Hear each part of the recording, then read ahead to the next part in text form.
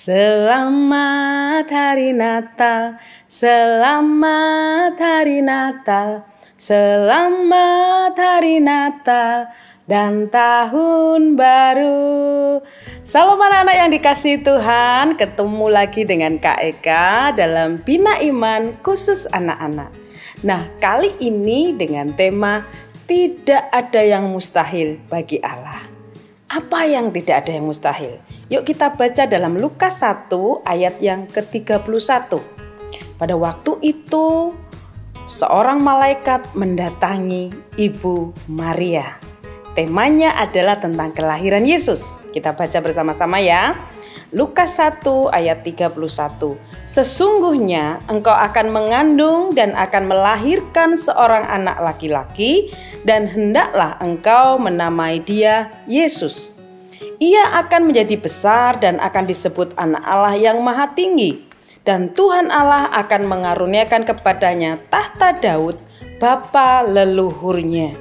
Jadi seorang malaikat datang kepada Ibu Maria dan mengatakan bahwa Ibu Maria akan mengandung seorang anak laki-laki.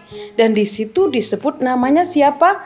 Yesus. Kenapa diberi nama Yesus? Matius 1 ayat 21 berkata, ia akan melahirkan anak laki-laki dan engkau akan menamakan dia Yesus, karena dialah yang akan menyelamatkan umatnya dari dosa mereka. Jadi anak-anak, ketika Yesus lahir ke dunia, tujuannya apa? Menyelamatkan kita dari dosa. Nah, waktu itu Ibu Maria, apa yang dilakukan Ibu Maria? Ya, kata Maria kepada malaikat itu, kembali ke Lukas 1, bagaimana hal itu mungkin terjadi? Karena aku belum bersuami. Jawab malaikat itu kepadanya, Roh Kudus akan turun ke atasmu dan kuasa Allah yang maha tinggi akan menaungi engkau. Sebab itu anak yang akan kau lahirkan itu akan disebut Kudus, anak Allah. Jadi Yesus itu lahir dari Roh Kudus. Dan kemudian ayat 37 berkata, sebab bagi Allah tidak ada yang mustahil. Artinya apa? Walaupun Maria adalah seorang perawan, masih bertunangan dengan Bapak Yusuf, dia akan melahirkan dari Roh Kudus.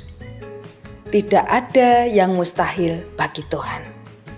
Kemudian Maria berkata apa? Anak-anak, sesungguhnya aku ini adalah hamba Tuhan.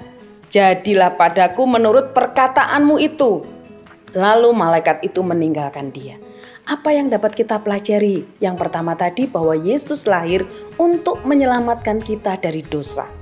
Yang kedua, belajar seperti Ibu Maria. Tidak ada yang mustahil ketika dia taat melakukan perintah atau perkataan Tuhan. Dan yang ketiga, jangan khawatir, jangan takut. Bagaimana ya nanti tahun baru? Bagaimana ya sekolahku? Ketika kita berdoa, ketika kita hidup dalam firman, Tuhan menyertai kita. Tuhan ada buat kita. Selamat Natal dan Tahun Baru. Tuhan memberkati.